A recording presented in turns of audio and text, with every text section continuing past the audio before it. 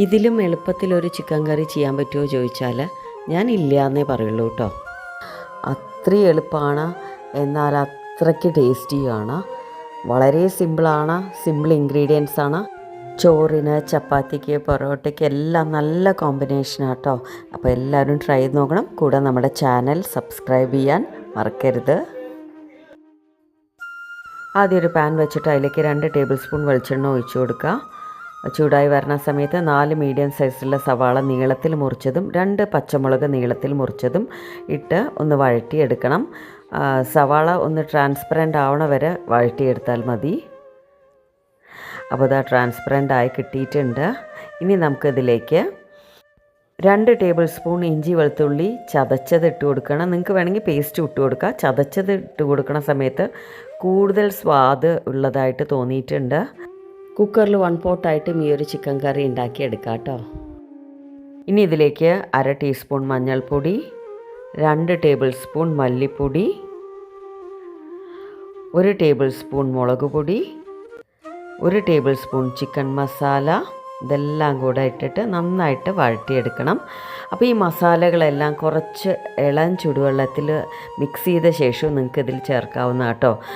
ഈ സമയത്തെല്ലാം ലോ ഫ്ലെയിമിൽ വേണം ഉണ്ടാവാനായിട്ട്, അല്ലെങ്കിൽ പൊടികളൊക്കെ കരിഞ്ഞു പോയി വേറൊരു സ്മെല്ലായി മാറും. ഇനി ഇതിലേക്ക് 2 വലിയ തക്കാളി ചെറുതായിട്ട് മുറിച്ചതും 1 കിലോയിൽ കൂടുതലുള്ള ചിക്കൻ കഷ്ണങ്ങളും ഇട്ട് കൊടുക്കുകയാണ്. കൂടെ ആവശ്യത്തിനുള്ള ഉപ്പും കൂടെ ചേർക്കാം. അതിന് ശേഷം ആവശ്യത്തിനുള്ള വെള്ളം ഇതിലേക്ക് ചേർക്കണം. ഞാനിവിടെ ഇളം ചുടുവെള്ളമാണ് ചേർക്കണത്. അപ്പോൾ ഞങ്ങൾക്ക് ഇവിടെ നല്ലോണം ഗ്രേവി ആവശ്യമുള്ളത് കൊണ്ട് തന്നെ ഞാൻ കുറച്ചധികം വെള്ളമാണ് ചേർക്കണത്. പിന്നെ ഇത് വേവാൻ തുടങ്ങുന്ന സമയത്ത് ചിക്കനിന്നും വെള്ളം വരും. അത് കണ്ട് വേണം നമ്മൾ വെള്ളം ഒഴിക്കാനായിട്ട്. അപ്പോൾ നിങ്ങൾക്ക് എത്രയാണോ എങ്ങനെയാണോ ഗ്രേവിയുടെ ആവശ്യകത അതിനനുസരിച്ച് വേണം വെള്ളം ചേർക്കാനായിട്ട് കേട്ടോ. ഇപ്പോൾ വെള്ളം അധികം ചേർക്കാതെ ഇരുന്ന് കഴിഞ്ഞാൽ ചാപ്സ് പോലെ ഇത് ഉണ്ടാക്കിയെടുക്കുക. ഞാൻ അങ്ങനെ ഉണ്ടാക്കിയെടുക്കാറുണ്ട്. ഇനി ഇതിലേക്ക് കുറച്ച് കറിവേപ്പില കൂടെ ഇട്ട് കൊടുക്കുകയാണ്. അതിന് ശേഷം ഒരു മൂടി കൊണ്ട് അടച്ച് വെച്ച് വേവിച്ചെടുക്കണം. അപ്പോൾ ഇത് വേവണേൻ്റെ ഇടയ്ക്ക് ഒന്ന് തുറന്ന് നോക്കി യോജിപ്പിച്ച് കൊടുത്ത് വീണ്ടും അടച്ച് വെച്ച് വീണ്ടും തുറന്ന് കൊടുക്കുക, വെന്തിട്ടുണ്ടോ നോക്കുക.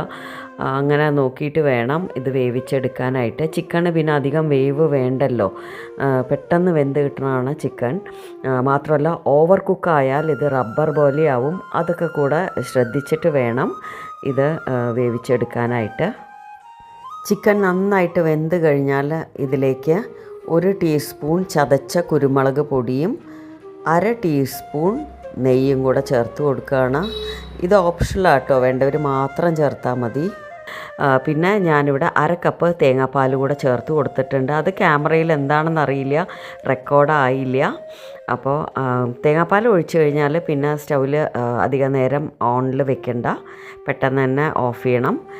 വൺസ് ചിക്കൻ നന്നായിട്ട് കുക്കായി കഴിഞ്ഞാൽ അടച്ച് വെച്ച് 1 മണിക്കൂർ റെസ്റ്റ് ചെയ്യാനായിട്ട് വിടണം. അതിന് ശേഷം വേണം സെർവ് ചെയ്യാനായിട്ട്.